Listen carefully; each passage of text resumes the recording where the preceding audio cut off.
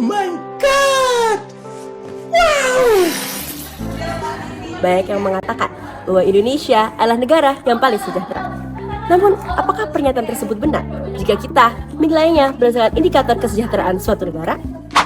Kesejahteraan sendiri bukan hanya soal pendapatan suatu negara, tapi juga tentang kualitas hidup secara menyeluruh. Apakah masyarakat mampu memenuhi kebutuhan dasarnya dan berkembang secara layak? Kesejahteraan suatu negara dilihat dari beberapa indikator, seperti aspek ekonomi, pendidikan, dan kesehatan. Lalu, apakah Indonesia sudah bisa dikatakan sebagai negara yang sejahtera? Mari kita lihat datanya.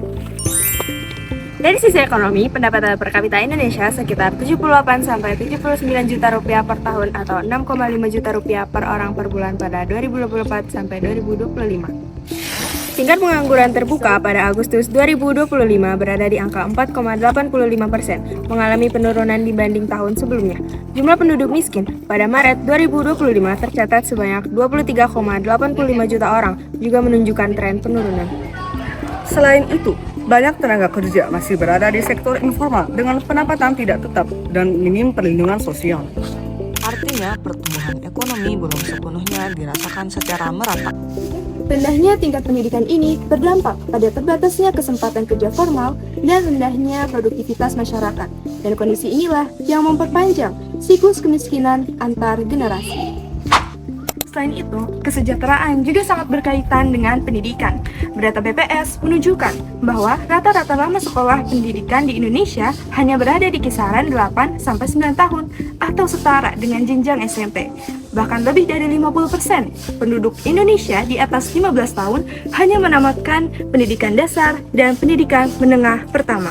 Dari aspek kesehatan, dalam Jurnal Kebijakan Kesehatan Indonesia tahun 2023 menunjukkan bahwa kepemilikan jaminan kesehatan pada Maret 2023 baru mencapai 72,38%. Sementara target pemerintah adalah 98% pada tahun 2024.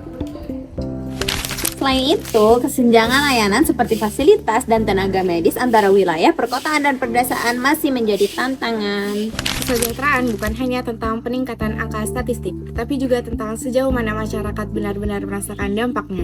Oleh karena itu, upaya peningkatan kesejahteraan perlu difokuskan, tidak hanya pada pertumbuhan, tetapi juga pada pemerataan dan kualitas akses bagi seluruh rakyat Indonesia.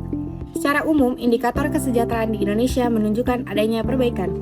Namun, tantangan dalam pemerataan ekonomi, pendidikan, dan kesehatan masih cukup besar.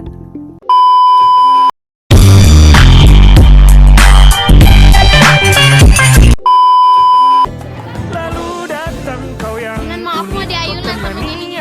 ku jalan pelan berdampingan, tidak buru-buru gandeng tangan. Aku pernah kehilangan ketakutan.